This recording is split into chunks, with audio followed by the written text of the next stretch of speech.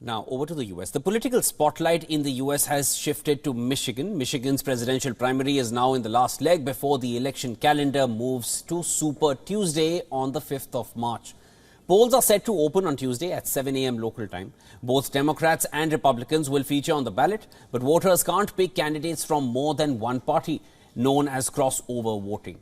Among Democrats, President Joe Biden is facing minimal opposition and his grip on the nomination is not in doubt. But voters in Michigan can choose being uncommitted, which gives them the option of casting what is essentially a protest vote. The primary is a test of Biden's ability to navigate dissent over his response to the Israel-Hamas war. The state that's home to a large Arab American population, Michigan Governor Gretchen Whitmer, has expressed concern that Biden risks losing support among the voter group. If a sizable portion of the Democratic electorate here in Michigan votes uncommitted during the primary, that will be a 5-alarm fire for the White House and for the Biden campaign. That will tell them that they have a strong and enduring problem with this important constituency that they're probably counting on in November.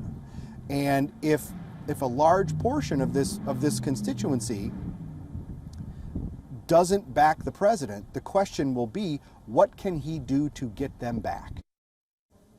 According to polls, Biden trails Republican frontrunner Donald Trump in Michigan in a hypothetical 2024 rematch. But as he competes with Trump for working-class voters, the president has secured the endorsement of a key voter group, the United Auto Workers. UAW President Shawn Fain has announced the union's endorsement of Biden, but his administration's move to embrace electric vehicles can stand in his way. Now, on the Republican front, Donald Trump is looking to add to his sweep of the early voting states after winning in South Carolina. The former president is firmly on track to secure the party's nomination after voters cast their primary ballots. 4 days later, Republicans will host an additional contest. The Grand Old Party primary results will only award 16 of 55 Republican delegates. The others will be decided at a state party convention.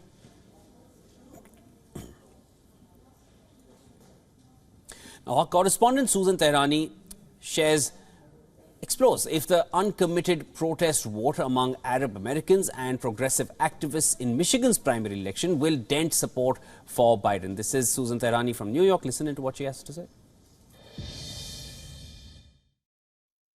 It's possible that the uncommitted protest vote by Arab Americans and progressive activists in Michigan's primary election would put a dent in President Biden's support and signal a rift in his backing among a crucial demographic. This effort is backed by prominent figures like Congresswoman Rashida Tlaib and former Congressman Andy Levine, and could potentially erode President Biden's standing among voters who are critical to his re-election campaign. But the focus on uncommitted votes, while it serves as a protest against President Biden's stance on Israel, it could also indicate a deeper dissatisfaction from Biden's policies on other issues among these individuals.